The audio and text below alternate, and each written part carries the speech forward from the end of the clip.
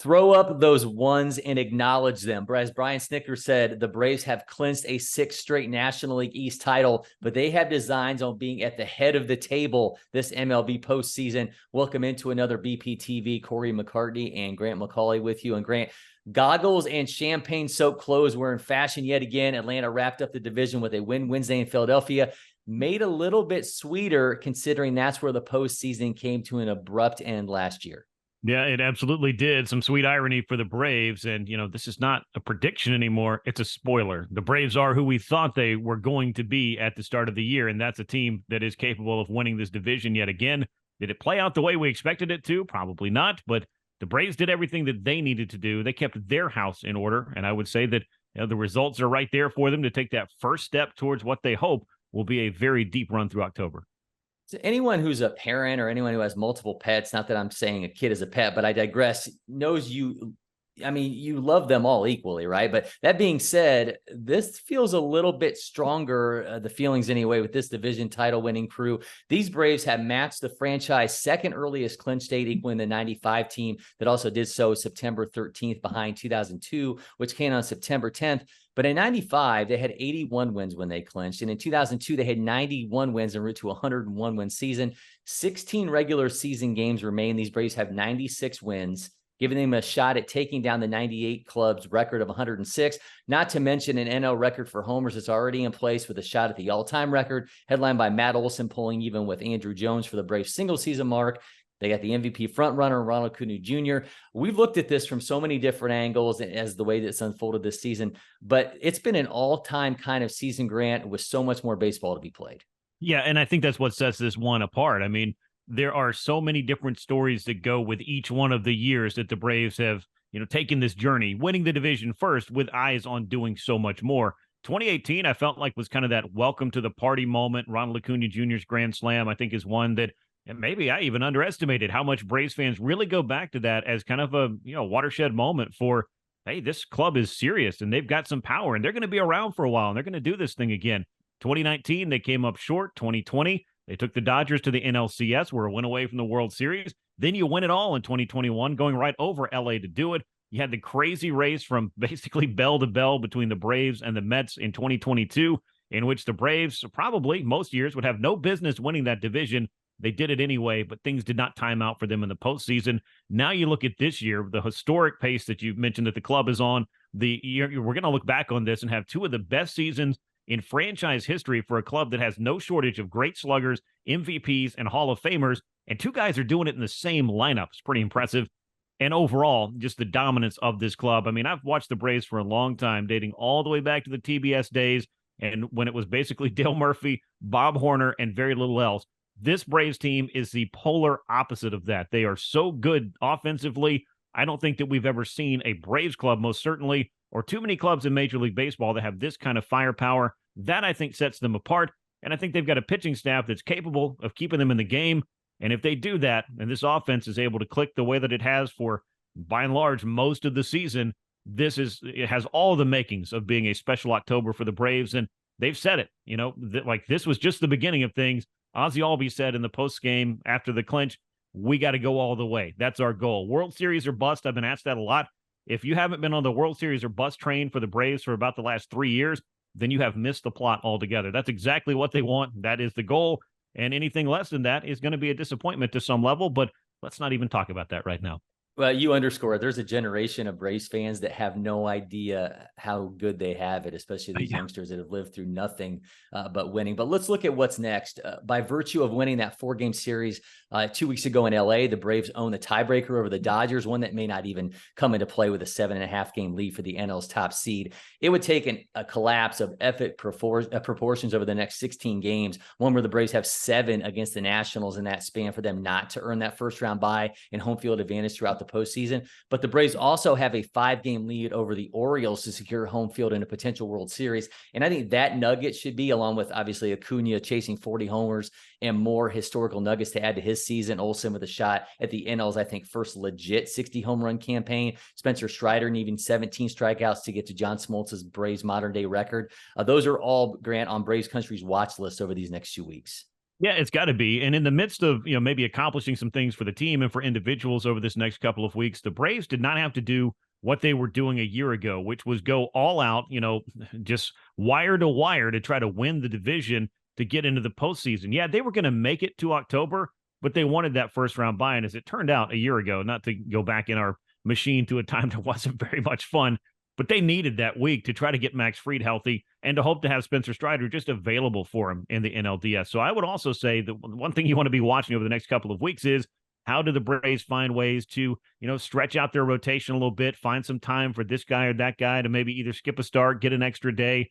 Will the regulars get not just necessarily whole days off, but at least the opportunity to sit for a little while, maybe DH, do those kinds of things because you have the ability to do that. I know that the best record is obviously a big factor, but the Braves have found a way to win. And even when you've got only 7 of the normal 9 guys in the lineup, you've got a very good chance to win a baseball game. So we'll see how Atlanta and how Brian Snitker is able to kind of manage that, to get his club as rested and recharged as they can heading into what will be a period of waiting to see who they're going to play next in order to take their first big step in October to realizing their ultimate goal. So I'm very interested to see this next couple of weeks, not just from what they can do statistically, the performance that we expect to see from this club night in and night out, but also just an opportunity that they have not had too many times that I can think of to ease their way into the playoffs schedule-wise, whereas they really had to put it all on the line a year ago. It's a very different place, I guess is what I'm saying. Yeah, obviously, as you mentioned there, an opportunity to exhale a little bit, although it's like you don't want to lose your edge over these next few weeks and then have that layoff in the first round as you wait things out as the top seed. But you mentioned an opportunity to check in on some guys and get some opportunities for others. And that takes us into the conversation of Kyle Wright, because, when the Phillies series ended in celebration, it also included the return of Wright, who was back on a big league mound for the first time since May 3rd.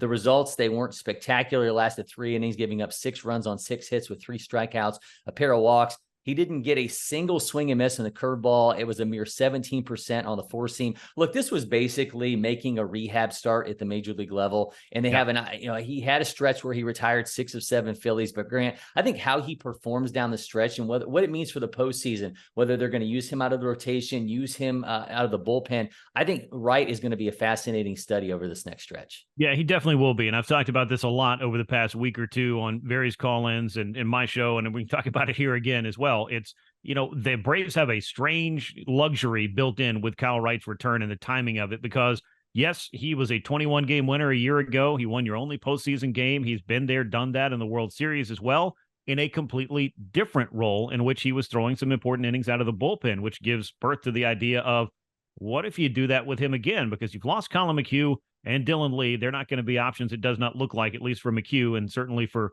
Lee, if you're dealing with injury, to be on the postseason roster. Now, all of a sudden, there could be a little less depth in that bullpen when it comes time to make some very critical and important decisions.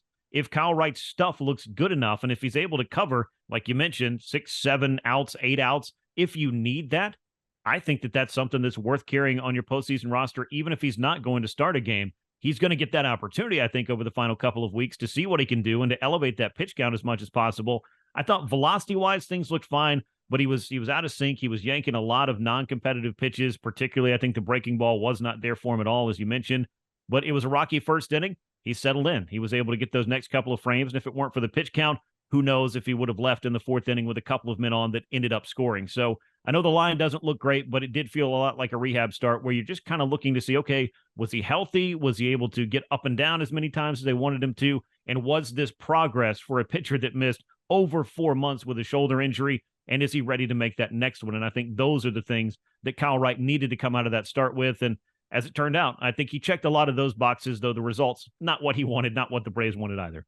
Well, on normal rest, he'd get the Phillies yet again when they play the first of 3 games Monday at Truist Park. There's a chance he could get maybe 2 more starts before the end of the postseason to further evaluate him. So I think you're going to have a real good sense of where you think Kyle Wright fits into the equation.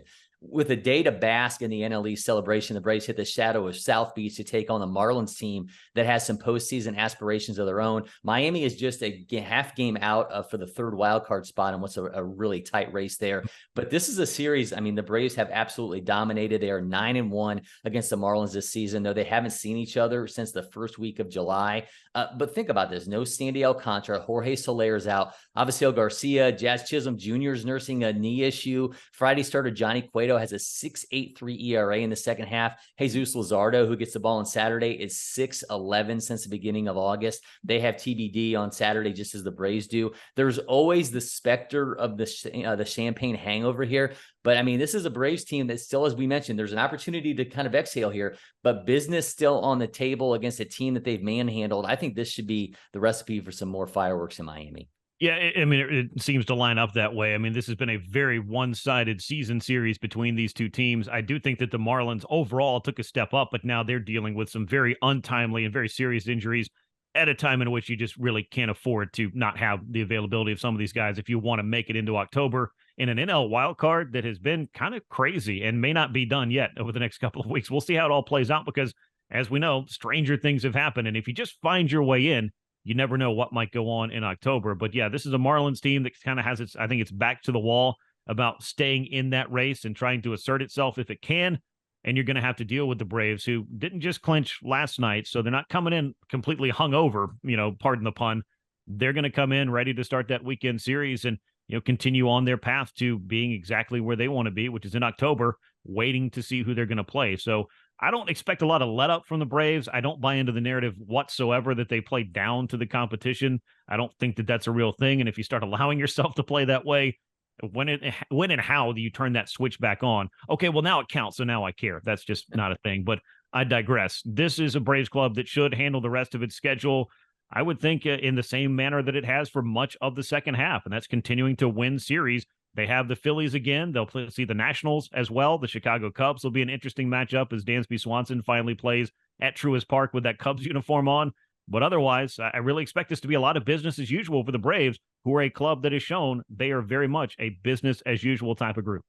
Yeah, and I think they're a group that wants to leave their mark on history. That franchise wins record, I think that matters to this club, and I think we're going to see that play out over these next couple of weeks. Bryce Elder and Charlie Morton are set to bookend the series. Again, the Braves have the always dangerous TBD slated for Saturday. But yet another year, Grant, we'll be seeing a banner added to the Truist Park facade there. Braves now winners of a 6th straight National League East title. The work is far from done for this team and for us here on BPTV. So be sure to subscribe, turn those notifications, and tell a friend that they should be watching too. Until next time, I'm Cory McCartney. He's Grant McAuley, and we'll see you soon, Braves Country.